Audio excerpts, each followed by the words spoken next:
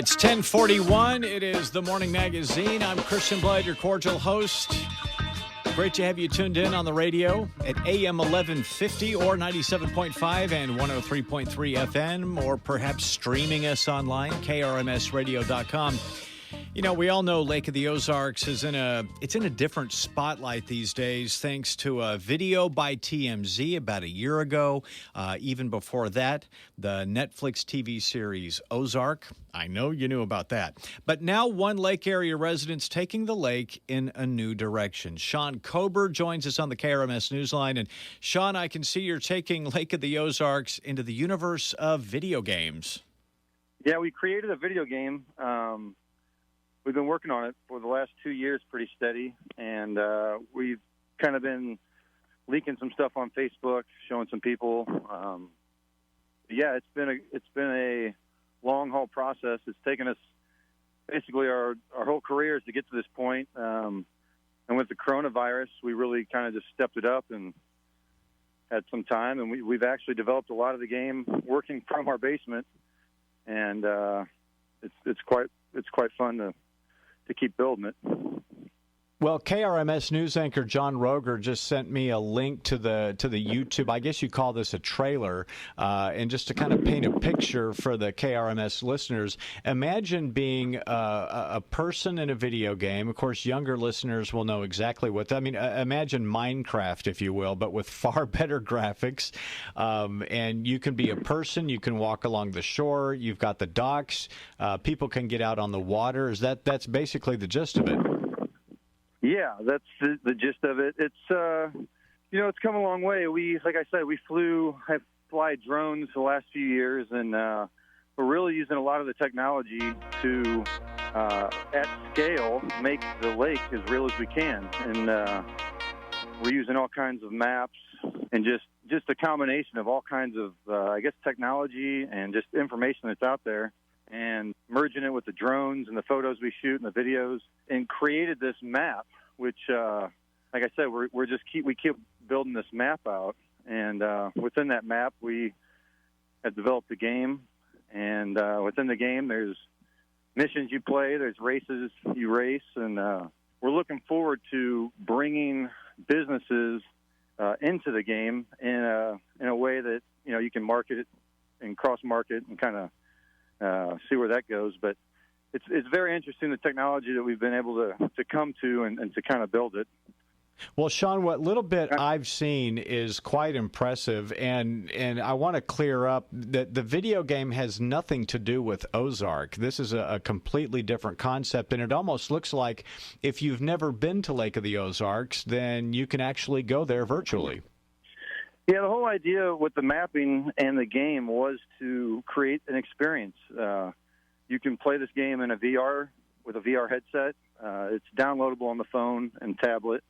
So giving people access to devices they're already using was what we wanted to use. I mean, that was the console we wanted people to that's what people are on, and that's what we wanted to make a game towards. In saying that, it's already interactive, so you're already connected to the web. And so we're looking to utilize a lot of that information that can be, you can either buy tickets or get discounts, or there's all kinds of ways we can tie in to using the 3D game and then having the reality. But if you haven't done VR, we've been using that for the last 6 years. So, I mean, it's kind of pushing a lot of these technologies that people aren't even really have adapted yet. And for this to be something at Lake of the Ozarks, I think we're pushing some envelopes here, but I think it's something that long term people can really get behind when they play the game or when they just see what we're kind of developing. It's kind of a futuristic thing. Well, I can imagine a lot of possibilities like the ones you're talking about. There's obviously any number of hotspot locations in different parts of Lake of the Ozarks. Have you downloaded all of the lake's data for graphics yet? No, like I said, everything's hand built. So we're going in and we're modeling every object. So it's not like it's a 3D asset. I don't know if you've seen, like, with the whole cryptocurrency and the NFT sales.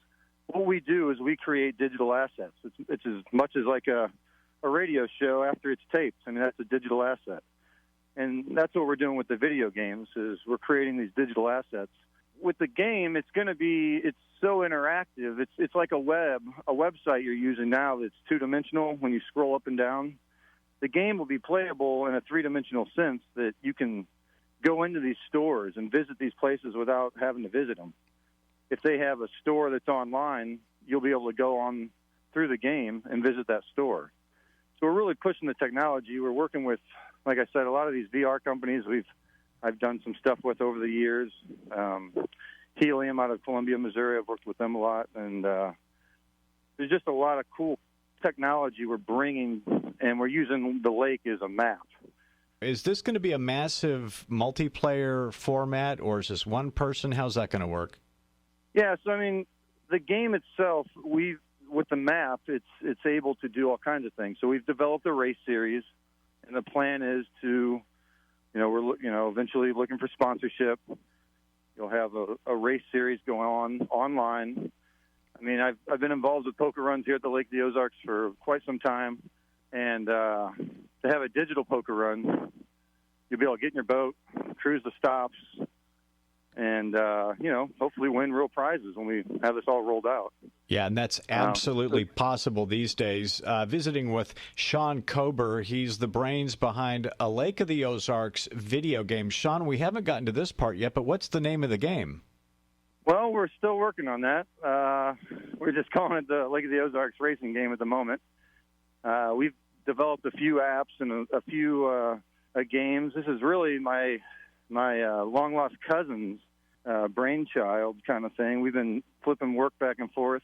And he lives in Croatia. So we've been doing this over the internet, and it's really been an interesting build because, he hasn't stepped foot here in the United States, and here we are almost, we're in demo mode for the video game. So when is the game going to be out? Because my understanding is that it's not quite ready yet.